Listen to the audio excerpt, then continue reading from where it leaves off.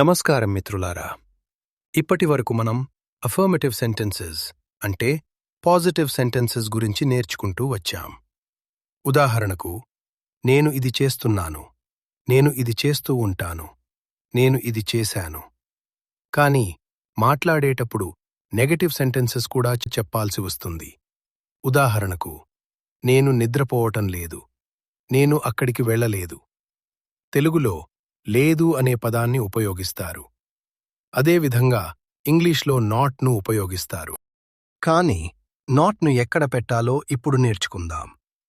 అనుకోండి, I was playing అంటే నేను ఆడుతున్నాను. ఇప్పుడు మీరు చెప్పాలి, నేను ఆడటం లేదు. అయితే నాట్ ఎక్కడ వస్తుంది? వాక్యంలో హెల్పింగ్ వర్బ్ ఉంటే హెల్పింగ్ వర్బ్ తర్వాత నాట్ పెడతాం. ఉదాహరణకు, ఐ వాజ్ నాట్ ప్లేయింగ్, నేను ఆడడం లేదు. గుర్తుంచుకోండి, హెల్పింగ్ వర్బ్ తర్వాత నాట్ పెట్టాలి. It is not raining today. ఈరోజు వర్షం పడడం లేదు.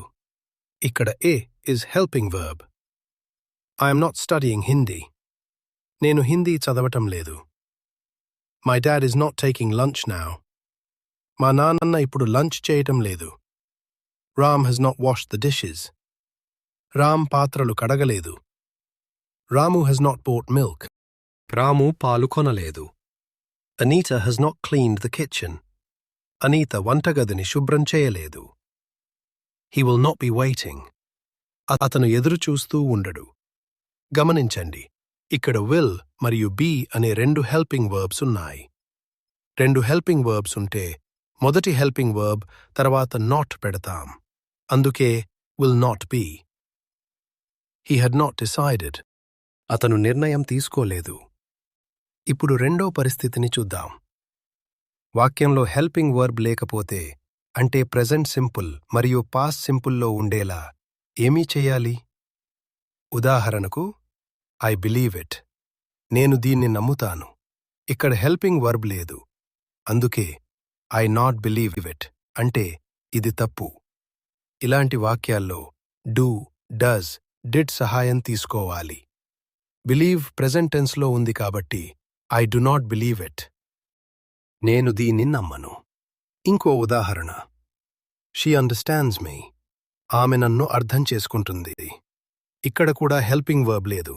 అందుకే షీ డస్ నాట్ అండర్స్టాండ్ మీ, ఆమె నన్ను అర్థం చేసుకోదు. గమనించండి, అండర్స్టాండ్స్ బదులుగా అండర్స్టాండ్ వచ్చింది. ఇప్పుడు పాస్ట్ సింపుల్ ఉదాహరణ చూద్దాం.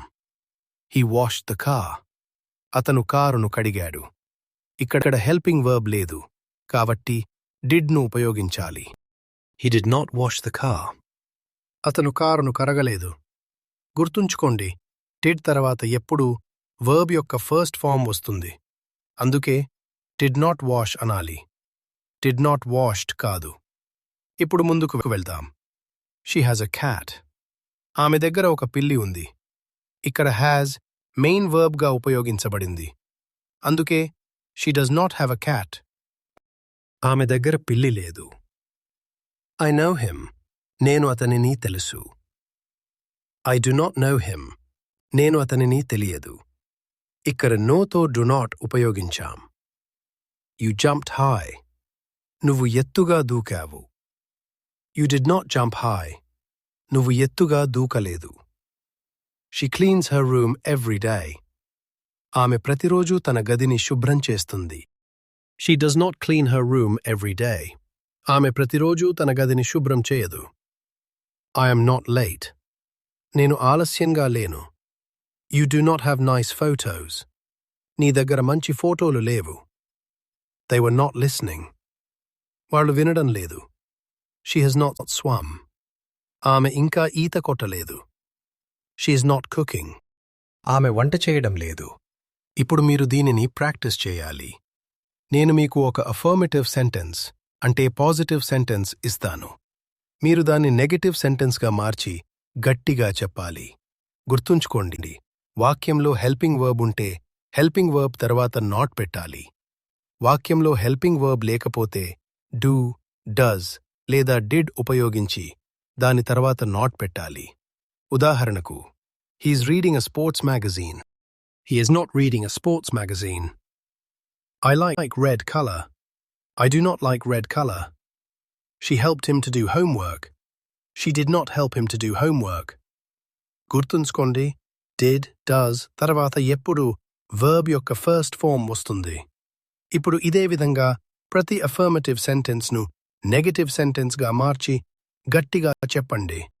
మీరు ఎంత ఎక్కువగా మాట్లాడుతూ ప్రాక్టీస్ చేస్తే నాట్ను ఎక్కడ పెట్టాలో, డూ, డస్, డిడ్ను ఎప్పుడు ఉపయోగించాలో అంత త్వరగా మీకు అర్థమవుతుంది. అయితే సిద్ధంగా ఉండండి. ప్రతి సెంటెన్స్ను గట్టిగా చెప్పండి. ధన్యవాదాలు.